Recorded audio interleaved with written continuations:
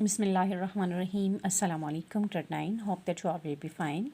Students, today we will start our new chapter number 12, naming line bisectors and angle bisectors.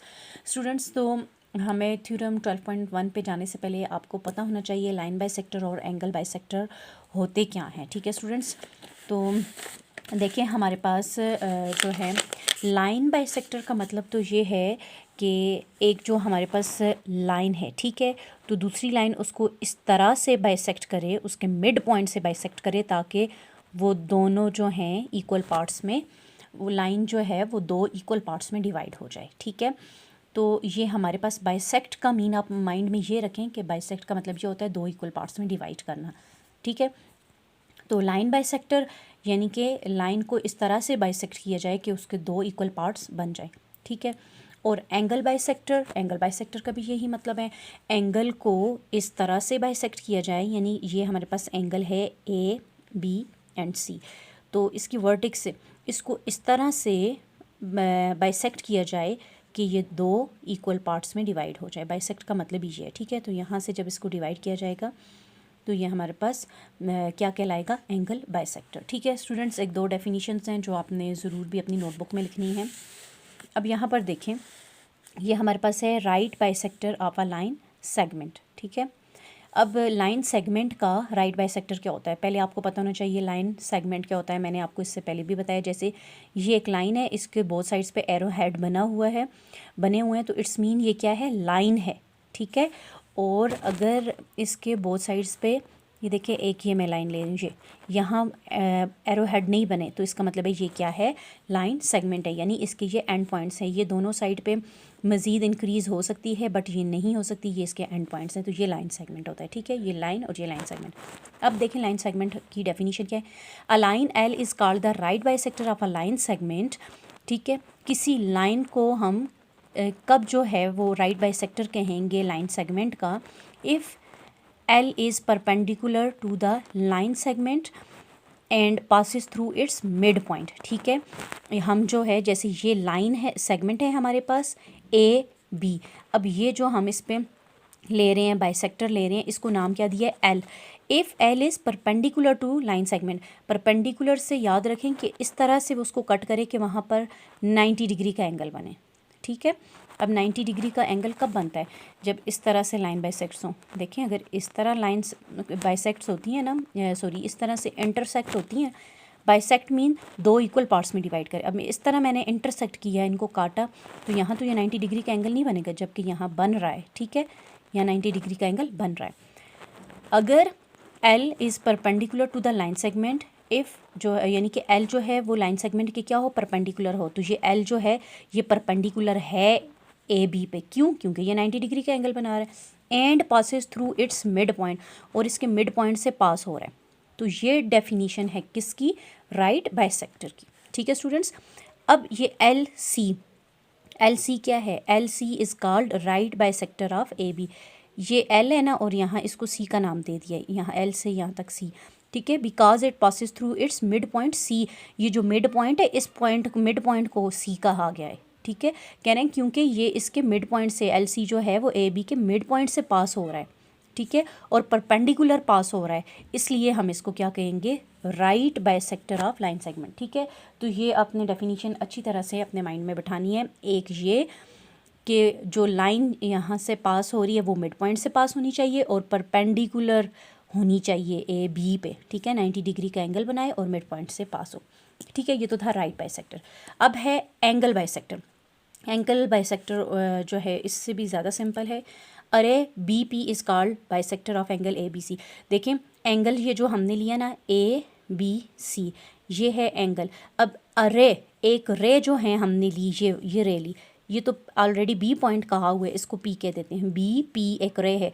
Students, रे क्या होती है, जिसके एक साइड पे एरो हेड हो. ठीक है, अब एक साइड से एरो हेड है इनके और एक साइड से इनका एंड पॉइंट है वर्टेक्स पे. ठीक है, तो हम क्या कहेंगे, ray B P is called the bisector of angle A B C if P is a point on the interior of an angle. ये देखें, इंटीरियर है ना, इस यहाँ से अंदर से जो है ये जा रहा है, तो ये इंटीरियर एंगल है इसका. ठीक है, and angle A B P इस तरह से ये जो है इंटीरियर एंगल इसका ऐसे हो, यहाँ से इसके मिड से पास हो कि ये वाला एंगल और ये वाला एंगल आपस में इक्वल हों। ए बी पी की बात की है, ए बी पी और पी बी सी ये आपस में क्या हों, इक्वल हों, तो इसको हम क्या कहेंगे, एंगल बाइसेक्टर या बाइसेक्टर ऑफ एन एंगल।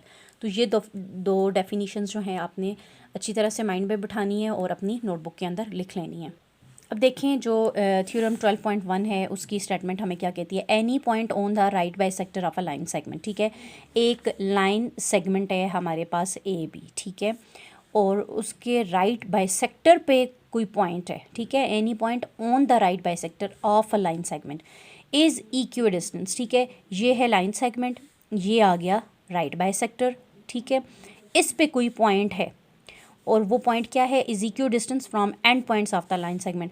तो जो एंड पॉइंट्स हैं लाइन सेगमेंट से, तो राइट बाइसेक्टर पे जो पॉइंट है वो इक्यू डिस्टेंस है, यानी कि इक्वल डिस्टेंस पे है। वो एक लाइन सेगमेंट है, ठीक है, उस पे हमारे पास एक राइट बाइसेक्टर है और राइट बाइसेक्टर के ऊपर एक पॉइंट है जिसका डिस्टेंस ए और बी से इक्वल है। ये हमने प्रूव करना है। ठीक है स्टूडेंट्स, तो ये आप अपनी नोटबुक्स के अंदर लिखेंगे। ठीक है, देखें अभी किस तरह से जो है तो हम इसको सॉल्व करेंगे, प्रूव करेंगे। गिवन है A B is a line segment, ठीक है, ए से बी हमने एक लाइन सेगमेंट ले लिया, ठीक है, and M N is the right bisector of A B. ये चीज़ें हमें थ्योरम में की स्टेटमेंट में बताई गई हैं। अब हमने क्या किया, एम एन हमने क्या कर लिया, एक राइट बाइसेक्टर ले लिया ऑफ ए बी के ऊपर, ठीक है, एंड मीट्स एट आर, ठीक है, जिसने ये राइट बाइसेक्टर जो है ए बी को कहाँ पे मीट किया, यहाँ पर पॉइंट आर पे, इसको आर कह देंगे। तो यहाँ पॉइंट आर पे जो है ये मीट हुआ। P is any point on M N, तो P अब जो है एम एन क्या है, एम एन राइट बाइसेक्टर है ना, ये एम एन है, ठीक है, ये लाइन जो है एम एन है। अब हम इस एम एन पे कोई पॉइंट P ले रहे हैं जो कि ये, ठीक है, यहाँ हमने कह दिया ये P इज़ एनी पॉइंट, ठीक है, P यहाँ पर कोई पॉइंट है। प्रूव हमें क्या करना है, P से A तक का डिस्टेंस और P से B तक का डिस्टेंस ये जो है आपस में क्या है, कॉन्ग्वेंट है, ठीक है। तो टू प्रूव में आप लिखेंगे P A congruent to P B, ये हमने शो करना है, प्रूव करना है। कंस्ट्रक्शन क्या है, join P to A and B। P से जो है वो हमने ज्वाइन कर लिया A और B के साथ, ठीक है, P को A से भी ज्वाइन कर लिया और B के साथ भी ज्वाइन कर लिया, तो इस तरह से दो ट्रायंगल्स हमारे पास बन गई। ठीक है स्टूडेंट्स, अच्छा जी, अब देखें सबसे पहले आपने क्या काम करना है। यहाँ तो डायग्राम बनी हुई है ना, मैं आपको बताती हूँ। आप एक लाइन सेगमेंट लेंगे यूँ, ठीक है, ये लाइन सेगमेंट ली, इस पे आपने एक राइट बाइसेक्टर ड्रा किया, ये, ठीक है, इस लाइन सेगमेंट को आपने ए बी कहा, इसको आपने एम एन कहा हुआ है, एम और एन कह दिया, ठीक है, इसको। अब यहाँ पर कोई पॉइंट P आपने लिया, ये है P पॉइंट।